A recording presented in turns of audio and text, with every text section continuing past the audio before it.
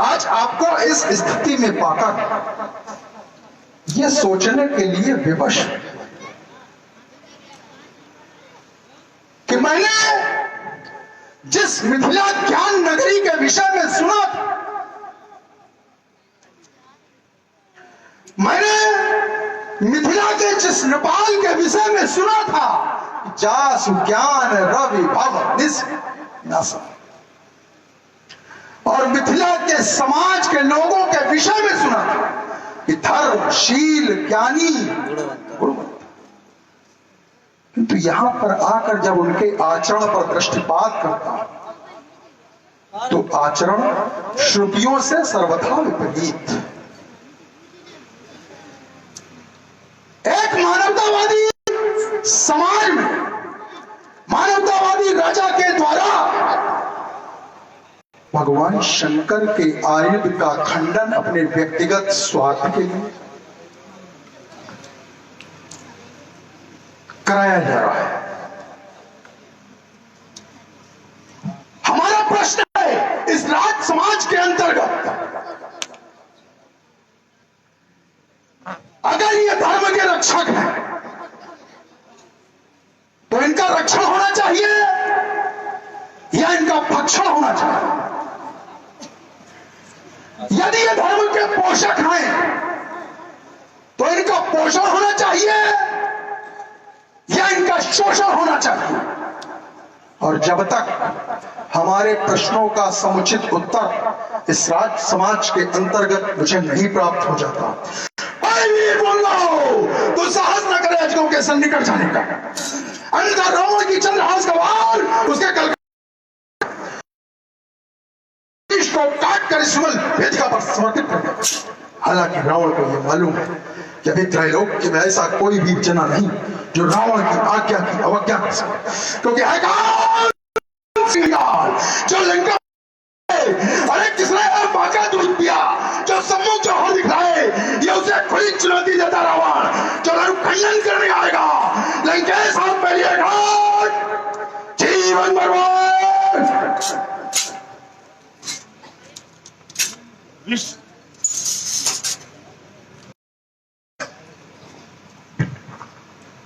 विश्व के वैभवशाली सम्राट राक्षसेंद्र रक्षपति लंका के स्वामी श्री राम जी, जय श्री शंकर भगवान की। आहा बलिस्वन शोणितपुराधीश महाकाल मां, जय जय श्री शंकर भगवान।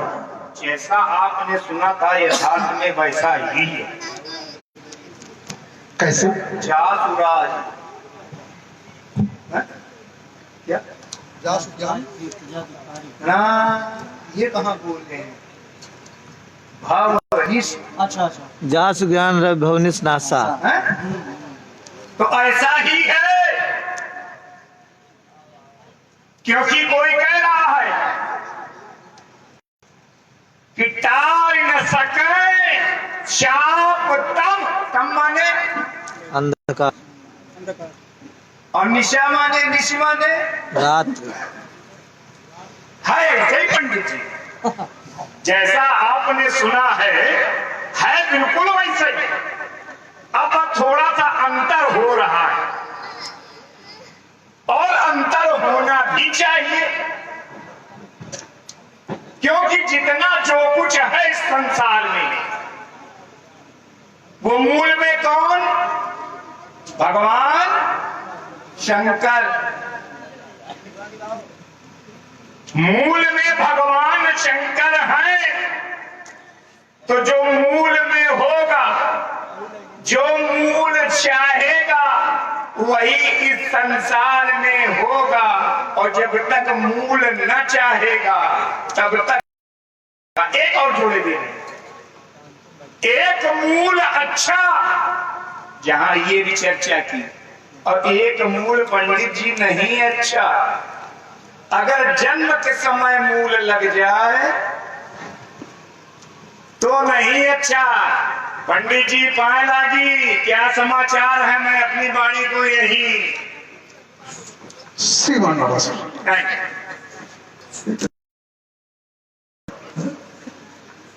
सौभाग्य है हमारा कि आज बड़ा सोची हमारे सम्मुख है।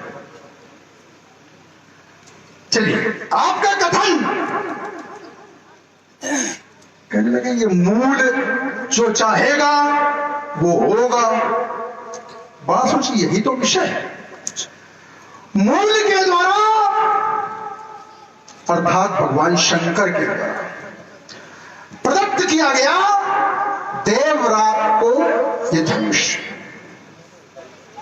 निमित्त भगवान शंकर ने देवरात से कहा। तो देवरात ने भगवान शंकर को पूजन में निमग्न देखा तो उन्होंने कहा आप वंदन और अर्चन करते हो, दर्शन अपने इन नेत्रों से करना चाहते हो। भगवान शंकर ने कहा कि धनुष ले जाओ, इसका पूजन और अर्चन करो, तुमको या तुम्हारी पीढ़ी में किसी को उसके दर्शन हो जाएंगे। और वहीं पर एक शब्द प्रयोग किया गया, देवरात इतिर्ख्यातो निमिर्ज्येष्ठो महीपति न्यासोयम तस्य भगवान हस्ते दत्तो महात्मना। अर्थात भगवान शंकर ने धरोहर के रूप में देवरात को यह धनुष दिया। वहां बालासुर जी कहीं पर भी ये वार्ता नहीं आई इस धनुष को तोबा देना, इसका खंडन करा देना। और राजा जनक के द्वारा मैंने जो शब्द प्रयोग किया था कि जासु ज्ञान रवि भव निसिनासा, मैंने ऐसा सुना है, किसी के द्वारा ऐसा कहा गया जी, उसकी दृष्टि में होगा, ये मैं स्वीकार करता हूं। आपकी वार्ता को भी स्वीकार करता हूं और उस उक्ति को भी स्वीकार। किंतु जो राजा जनक इतना विद्वान है, जिसके ज्ञान से भव रूपी अंधकार का नाश हो जाए, संसार से अंधकार का नाश हो जाए, भाव समझिएगा, अर्थ समझ जाइएगा, भाव समझिएगा मैं कहना क्या चाहता हूं। उसी राजा जनक के द्वारा भगवान शंकर की अवमानना की जा रही है। चूंकि शिव भक्त आप भी हैं, शिव भक्त हम भी हैं, और शिव भक्त राजा जनक भी हैं, इसलिए हमने ये प्रश्नवाचक चिन्ह राजा जनक के समाज में लगाया कि हमारी और आपकी उपस्थिति में शिव की धरोहर की अवमानना नहीं होनी चाहिए। सिर्फ धरोहर है ये तो सत्य है, लेकिन एक बात नहीं समझ में आ रही है। धरोहर वह व्यक्ति रखता है जो निर्बल हो, तो अपने से बलवान को दे दे कि भाई इसकी सुरक्षा करना। निर्बल हो, अज्ञानी हो, ना उसका ज्ञान हो कि इसका क्या महत्व है, दे दे।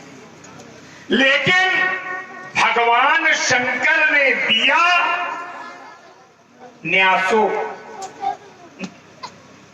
धरोहर में दिया। थोड़ा सा हम आप अगर बौद्धिक व्यायाम कर रहे हैं तो ये सामने आ जाएगा। जब कोई व्यक्ति जैसे भगवान शंकर को ये दिए गए तो उसका निमित्त था त्रिपुर भेदन। जब भगवान शंकर तो लक्ष्य था त्रिपुर भेदन कि इनके और भगवान शंकर ये चलने वाले वो चलाने वाले, तभी त्रिपुर भेदन होगा। और जब यहां दिए गए तो हो सकता जानने वाले ये जानते हो कि उनको भी कोई धरोहर मिलेगी। इनके आने वाली पीढ़ी में हो सकता है कोई धरोहर मिले, इसीलिए देवरात को दिया होगा। होते हैं वो समाज को दिखाने के लिए, समाज को समझाने के लिए गुण को छिपा लेते। जो गुण होता है उसको छिपा लेते हैं और सांसारिक दृष्टि से जो व्यक्ति देख रहा है उसको दिखा कि हाँ अरे ये सही, लेकिन गुणता में मूल में क्या है, हो सकता इसी निमित्त एक आई पृथ्वी से एक आई पृथ्वी से, पृथ्वी के नीचे से, और ये आए भोला बाबा के ऊपर से चले आए।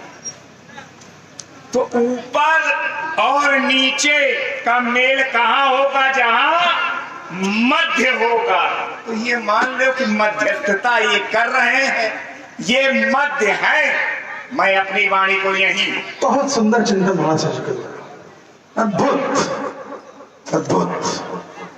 किंतु बड़ा सोचिए, एक चूक कर गया। किंतु तो लगाओगे नहीं, और चूक अगर हम करेंगे नहीं तो भी आनंद भी नहीं। किंतु नहीं करेंगे तो वार्ता आगे बढ़ेगी नहीं, किंतु करना आवश्यक। हाँ, चूक भी इसीलिए हम। बाणासुर जी का ये कथन, बाणासुर जी की जो भी वार्ता है वो संभावना पर आधारित है। यदि ऐसा करेंगे तो संभवतः ऐसा होगा। एक नीचे से आया, एक ऊपर से आया, संभवतः मध्य में कोई मिलेगा।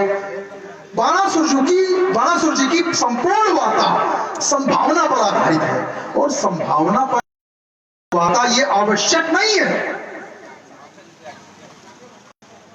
सत्य ही हो, या जैसा बाणासुर जी सोच रहे हैं वैसा ही हो। एक सूत्र पढ़ा था और कहा था कि भगवान शंकर के द्वारा धरोहर के रूप में ये देवराज को दिया। चलिए छोड़ते हैं आपका ये कथन कि धरोहर, और यह विषय आपने उठाया है, इसके लिए आपको हृदय से साधुवाद है। इतना जबरदस्त चिंतन तो आज तक आया नहीं। आपका ये कथन कि धरोहर कमजोर व्यक्ति को नहीं दी जाती, समर्थ व्यक्ति को दी जाती है, यह आपका चिंतन। तो बड़ा सुनिए, हमारा ध्यान जब आपकी वार्ता आ रही थी तो हमारा ध्यान पहुंच गया ऋषि दधीच के पास। देवताओं के द्वारा वृत्तासुर के आतंक के कारण अपने अस्त्र और शस्त्र छिपाकर दधीच के आश्रम में रख दिए गए। दधीच यदि उनकी सुरक्षा, वो भी धरोहर के रूप में रखे गए थे, यदि दधीच उनकी सुरक्षा कर सकते थे तो दधीच ने उनका तेजपान क्यों किया? आपका कथन है कि धरोहर अपने से समर्थ व्यक्ति को देनी चाहिए, अपने से निर्बल व्यक्ति को नहीं देनी चाहिए। और वहां पर देवराजेंद्र, सूर्य, वरुण, न जाने सारे देवताओं ने अपने सारे अस्त्र और शस्त्र के कारण छुपा कर ऋषि दधीच के आश्रम में रखे, और ऋषि दधीच चूंकि उनकी सुरक्षा नहीं कर सकते तो इन्होंने कहा अगर ये अस्त्र और शस्त्र यहां रहेंगे तो वो लेके भाग जाएगा, उसका तेजपान कर दिया। तो बड़ा सोचिए, ये वार्ता आपकी हमको समझ में नहीं आती, लेकिन आपकी बात हमको बहुत अच्छी है। हमने क्या कहा कि व्यक्ति धरोहर वहीं रखे, या तो वो बलवान हो अपने से अधिक, या श्रेष्ठ हो, अब जोड़ने में बुद्धिमान भी हो। ऋषि मुनि संसार में इसीलिए आते, ये ऋषि महात्मा ये इसीलिए संसार में आते हैं, क्या उनके तेज नहीं था? ऋषि महात्माओं में तो वैसे भी तेज होता है, लेकिन समय की स्थित परिस्थिति देखते हुए रक्षा वो कर सकते थे, ऐसा नहीं वो रक्षा कर सकते थे। अरे ऋषि महात्मा तो एक मंत्र पढ़े तो और यानी कितने कोसों से चला रहे, केवल अक्षत फेंक दे मंत्र पढ़ के तो चाहे जहां कहीं हो, चाहे जितनी दूर हो, चला आएगा। लेकिन दुरुपयोग नहीं किया, उन्होंने बुद्धिमानी का प्रयोग किया कि इसका तेज, जो शस्त्रों का तेज था, उसको ग्रहण कर लिया। इसलिए कि वो निष्क्रिय, जिस अस्त्र शस्त्र में तेज नहीं तो निष्क्रिय, और निष्क्रिय ले जाएंगे तो फिर ये बात हमें आपकी अच्छी लगी, लेकिन वो बुद्धिमान थे। बल का प्रयोग अगर ऋषि मुनि करेंगे, धनबल, जनबल, बुद्धि अपार, लेकिन उनको सदाचार करना था। सदाचार सब देख कितना भी धन हो व्यक्ति के पास, कितना भी बल हो, एक से एक बलवान इस पृथ्वी में आए या बने रहे, ये संसार का नियम है, ये जग है। जो जन्मा है, जो आया है, हाँ कुछ चिरजीवी तो जरूर, कुछ चिरजीवी तो है इस संसार में, लेकिन ये नहीं कि मृत्यु चिरकाल तक जीवित तो रह सकती। लेकिन पंडित जी, जो आया है उसका जाना निश्चित, और जो बना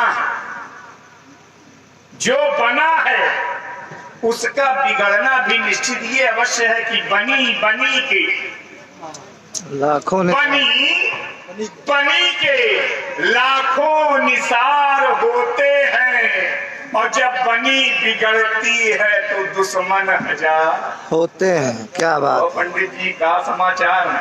ऐसे मस्ती में रहो तो चाहे सुबह सूर्य भगवान के हम दर्शन करके जाए। आपके साथ तो वैसा मस्ती का आलम रहता है। आपके साथ जो रहता है मस्त रहता है, थोड़े समय के बाद मस्त कलंदर बन जाता है। सावधानी हटी, दुर्घटना घटी। बड़ा सूजी के साथ फिर हम मस्ती में रहो, मस्त कलंदर बना के हमको भेजने की आज बड़ा सूजी की इच्छा। चलिए, बड़ा सूजी का ये कथन ये बहुत बढ़िया बात है। कहने लगे कि ऋषि दधीच ने तेज का पान करना, और साथ ही आपने ये भी कहा यदि ऋषि चाहे और किसी को भी नष्ट कर दो। हम आपकी बात से असहमत नहीं, किंतु यदि ऐसा था तो ऋषि दधीच प्रतीक्षा किसकी कर रहे थे? अच्छा फेंक देते, मृत्तासों को नष्ट कर देते, किंतु नहीं। क्यों? तो सीधा कारण है उसका। हर वस्तु या व्यक्ति, आपने कहा जो आया है वो जाएगा, आपकी बात से पूर्णतः सहमत है। कुछ चिरंजीवी हैं उनको छोड़ देते हैं। वस्तु जो भी बनी है या व्यक्ति जो भी आया, किस प्रकार से जाएगा, जाने का क्या माध्यम होगा, यह विषय पता है। अगर कोई वस्तु है तो देखिए, ना तो हम त्रिकालज्ञ हैं ना आप त्रिकालज्ञ हैं, जो हम लोग कोई ऐसी कल्पना कर लें कि ये कैसे जाए। मूल बिंदु हमारा और आपका भी वही है, जहां हमारी और आपकी वार्ता, और आप हैं अधिवक्ता। सही बात तो ये, एक विषय को लेकर हमारे और आपके मध्य में विचारों का आदान और प्रदान होता है। हम पक्ष में हैं कि भगवान शंकर का आयुध है, टूटना नहीं चाहिए। आप इस पक्ष में हैं, राजा जनक का कार्य है, टूट कर उसको संपन्न हो जाना चाहिए। किंतु मूल विषय हमारा क्या था? इस मूल विषय का बड़ा सोचिए हल नहीं निकला है, ना आपके द्वारा ना हमारे द्वारा। हम भी भ्रमित हैं कि यदि देवराज को भगवान शंकर ने किसी निमित्त के लिए ये दिया, तो आखिरकार ऐसा कौन सा कारण हो गया, ऐसी कौन सी मुसीबत आ गई जो राजा जनक के द्वारा ये निर्णय। हमने दधीच का पक्ष रखा, चलिए उसको भी छोड़ते हैं। आपने बहुत बढ़िया बात उठाई थी कि त्रिपुरासुर का भेदन इनके द्वारा भगवान शंकर ने किया। हम सहमत हैं आपकी बात से। तो यदि भगवान शंकर त्रिपुरासुर का भेदन ही निमित्त होता,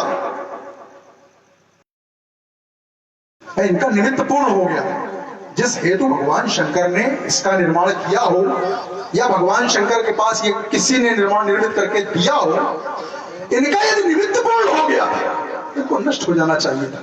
ये नष्ट नहीं हुए। क्यों? क्योंकि उनका अभी निमित्त पूर्ण नहीं हुआ था। कारण विशेष के लिए राजा जनक को दिया गया था, और अभी तक जिस पृष्ठभूमि में हम और आप खड़े हैं, उसके दर्शन नहीं हुए।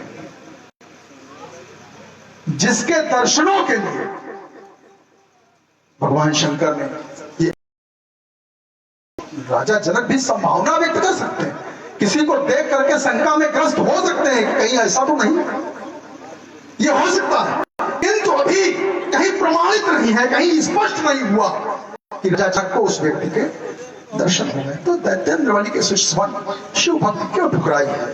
श्री शंभु के अपमान की यह नीति क्यों अपनाई है? जब निज इच्छा का वर पायसिया मन जाहि राजो मिले सो वर। जब निज इच्छा का वर पायसिया, ये अम्ब का वरदान है, तो चाप का खंडन कराना शंभु का अपमान है। जाने जनक ने कौन सी बूटी तुम्हें पिलाई है? श्री शंभु के अपमान की यह नीति क्यों